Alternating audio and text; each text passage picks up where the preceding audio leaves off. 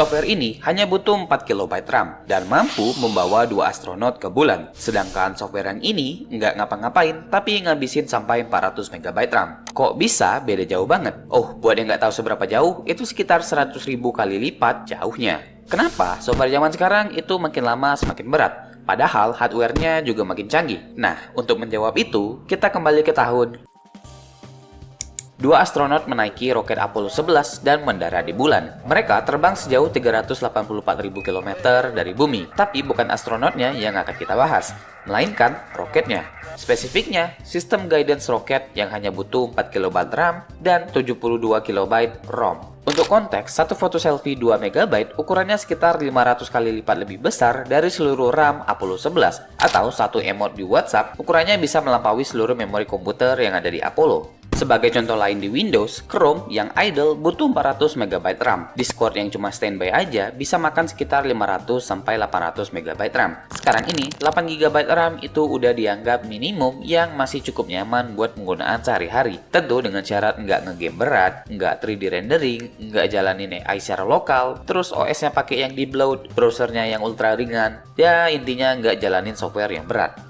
Ada yang aneh di antara sejak Apollo diluncurkan sampai sekarang. Hardware zaman sekarang ribuan kali lebih cepat, RAM lebih murah, storage lebih murah, lebih affordable daripada di era itu. Tapi software terasa semakin berat, makin lambat, dan makin rakus setiap tahunnya. Kalian mungkin mikir, karena hardware-nya makin canggih, jadi software-nya makin canggih juga dong. Itu ada benernya, tapi kebanyakan software modern pakai RAM jauh lebih banyak daripada software pendahulunya. Bahkan, walau fungsi intinya nggak banyak berubah. Contohnya, text editor kayak Notepad butuh 1-5 MB RAM, sedangkan VS Code butuh 300-1 GB. Chat app kayak IRC Client di bawah 10 MB, sedangkan Discord 500 MB sampai 1 GB lebih. Atau browser kayak Netscape atau Firefox yang dulu cuma di bawah 30 MB, sedangkan Chrome bisa sampai 8 GB. Ya, bisa dibilang software yang dulu itu minim fitur, tapi fungsi utamanya tetap sama. Dan kalau developernya emang niat bikin software dengan performa yang bagus, itu bisa kok. Tapi,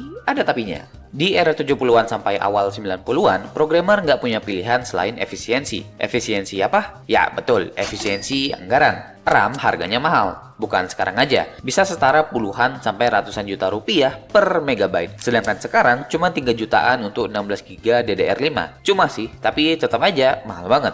Silahkan koreksi kalau salah harganya. Tentu storage juga mahal. Jadi setiap byte yang disia-siakan itu mubazir duit. Entah itu duit pribadi, perusahaan, atau negara. Di era ini, programmer ngoding pakai bahasa assembly, bahasa yang paling dekat sama instruksi mentah prosesor. Nggak ada abstraksi yang simple di sini. Nggak ada juga framework yang bikin semua jadi lebih mudah. Kamu sebagai developer di era itu tahu apa yang terjadi di setiap CPU cycle, karena kamu yang ngodingnya sendiri, satu instruksi per satu instruksi. Hasilnya luar biasa. Game Doom yang dibuat di tahun 1993 berjalan mulus di komputer dengan RAM 4 MB. John Carmack mengembangkan teknik seperti binary space partitioning dan berbagai optimisasi software rendering yang membuat Doom berjalan mulus di komputer dengan RAM hanya 4 MB. Yang sampai sekarang, Doom bisa jalan di semua tempat. Discord, kalkulator, mesin ATM, printer, dan tes kehamilan. Tapi mungkin contoh yang paling relate di era ini bukan game atau navigasi sistem roket, melainkan sebuah tools yang hampir semua user Windows pernah pakai. Task Manager. Di pertengahan 90-an, Dave Plummer, engineer veteran dari Microsoft, buat Windows Task Manager di waktu luangnya sendiri. Bukan proyek resmi perusahaan dan juga bukan dari tim besar, hanya satu orang.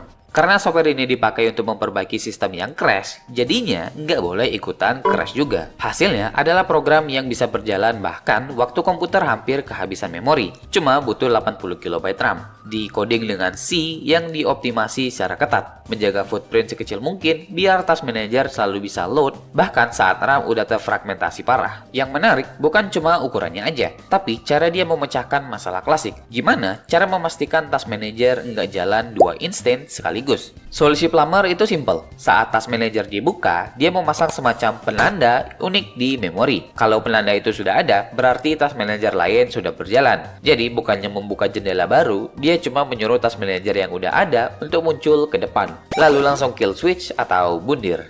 Ini bukan cuma soal ngoding yang rapi atau cepat, tapi cara pikirnya memang beda. Setiap keputusan dibuat dengan mempertimbangkan dampaknya ke komputer, bukan sekedar mana yang paling gampang buat programmer. Dulu, RAM harganya mahal, sekarang sudah mulai mudah dijangkau. Harddisk yang di tahun 1956 ukurannya sebesar kulkas 2 pintu dan cuma muat 5 MB. Sekarang SSD 1 TB cuma sebesar jempol dengan harga yang lebih murah juga. Semakin canggih dan terjangkaunya hardware, dunia programming pun ikut berubah. Bahasa high level jadi standar baru. Framework dan library pun mulai bermunculan. Begitu juga tools yang membuat developer jadi lebih produktif. Dan disinilah masalahnya mulai tumbuh. Ketika resource hardware nggak lagi langka, tekanan untuk efisiensi menghilang secara natural. Buat apa optimasi software selama berjam-jam atau bahkan berhari-hari kalau usernya tinggal upgrade RAM aja? Ngapain kompres data sampai kecil banget kalau storage gede harganya murah? Ngapain coding barebone kalau ada library atau framework yang bikin semuanya jadi mudah? Fenomena ini bahkan punya nama, yaitu Moore's Law. Software gets slower faster than hardware get faster. Jadi, walaupun komputer kita ribuan kali lebih kuat daripada komputer di era Apollo 11, sebagian keuntungan itu sering habis dipakai untuk menutupi software yang semakin kompleks. Developer zaman now banyak yang nggak ngoding langsung ke hardware, tentu dengan pengecualian kayak embedded developer atau legacy system, atau ya hobi aja.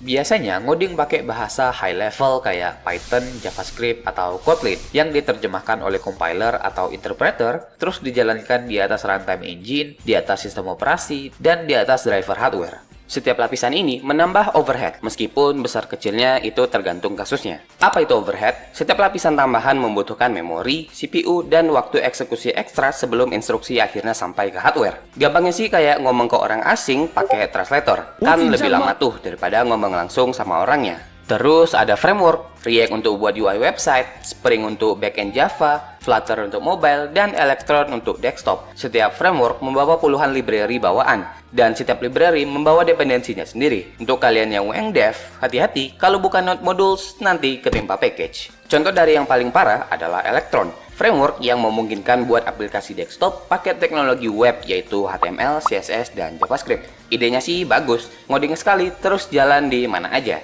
Tapi implementasinya punya konsekuensi.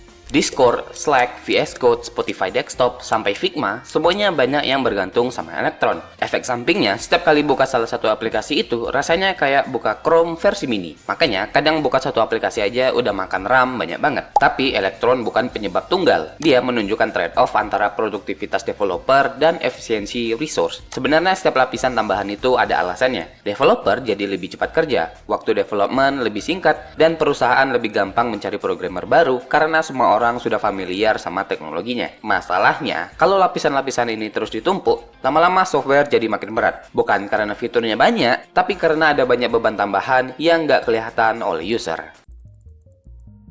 Oke, jadi pertanyaannya sekarang, kenapa nggak ada yang memperbaikinya? Atau lebih tepatnya, perusahaan dengan resource yang melimpah nggak coba buat software mereka lebih efisien? Jawabannya sih sederhana, karena nggak untung. Memperkerjakan satu senior developer bisa ngabisin puluhan sampai ratusan juta rupiah per bulan. Sementara itu, nambah beberapa gigabyte RAM ke device user seringkali lebih murah daripada itu. Kalau dilihat dari sudut pandang bisnis, pilihannya sederhana. Apakah lebih masuk akal bayar engineer selama berminggu-minggu cuma untuk hemat beberapa ratus megabyte RAM? Atau merilis produk lebih cepat dan membiarkan hardware modern yang menanggung bebannya? Jadi ya, karena itu banyak perusahaan memilih trade-off yang berbeda dari masa lalu. Fokusnya bukan lagi memaksimalkan efisiensi software, tapi memaksimalkan kecepatan development. Pakai framework yang udah populer, library yang udah jadi, kirim fitur secepat mungkin, dan developer makin produktif. Dan produk bisa berkembang lebih cepat.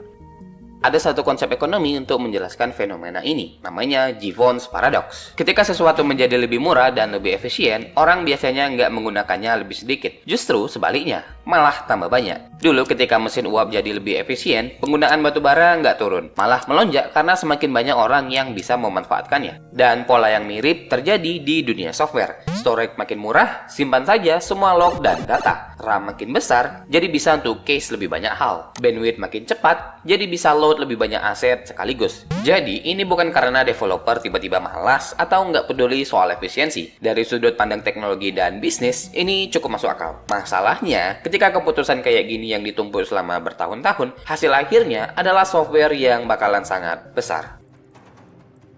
Mayoritas orang nggak pakai HP flagship. Kalau kasusnya PC, mungkin komponennya bukan yang high-end atau bahkan di bawah mid-end. Terus sebagian besar software yang kita pakai setiap hari nggak dirancang dengan perangkat kayak gitu sebagai target utama, atau seenggaknya secara permanen. Software dibuat di komputer developer dengan RAM puluhan gigabyte, diuji di internet cepat dan stabil, lalu dirilis ke jutaan orang yang kondisi perangkat dan koneksinya jauh lebih beragam. Akibatnya, nggak semua aplikasi bakalan jalan mulus di perangkat yang berbeda-beda, apalagi setelah beberapa update.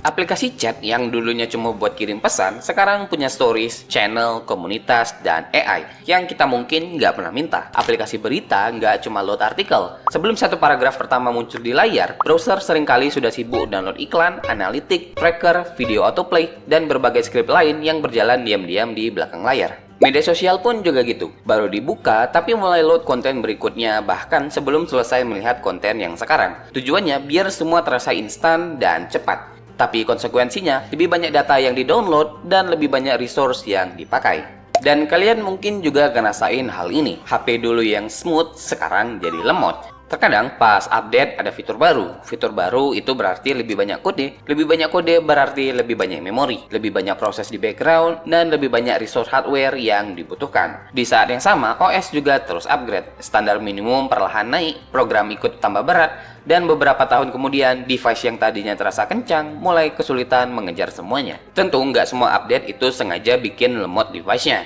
Ada yang update sekedar nambah fitur atau benerin bug, atau ya cuma ganti UI. Banyak software memang menjadi lebih kompleks karena harus menangani lebih banyak pengguna, lebih banyak fitur, dan lebih banyak ancaman keamanan dibanding 10 atau 20 tahun lalu. Tapi hasil akhirnya tetap sama. Baterai lebih cepat boros, kuota lebih cepat terkuras, RAM lebih cepat penuh, dan perangkat yang sebenarnya masih berfungsi dengan baik terasa seperti sudah kuno.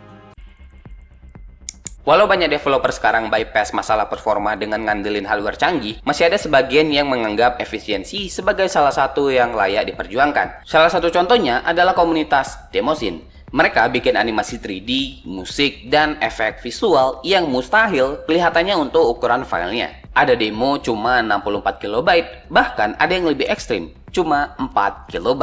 Mereka bisa aja bikin demo yang ukurannya ratusan megabyte atau bahkan sampai gigabyte. Tapi justru itu, karena nggak ada batasan, mereka menciptakan batasannya sendiri. Di dunia embedded system, efisiensi bukan pilihan, ini keharusan. Hardware-nya sudah ditentukan sejak awal dan nggak bisa di-upgrade. Jadi setiap byte memori itu punya nilai atau value yang nyata. Dan developer di bidang ini masih ngoding dengan cara yang nggak jauh beda di era 80-an. Di dunia game juga masih ada yang peduli. Ya walaupun nggak semuanya. Rockstar waktu develop GTA 3 untuk PS2 harus masukin dunia open world seluas itu ke dalam hardware dengan RAM cuma 32 MB.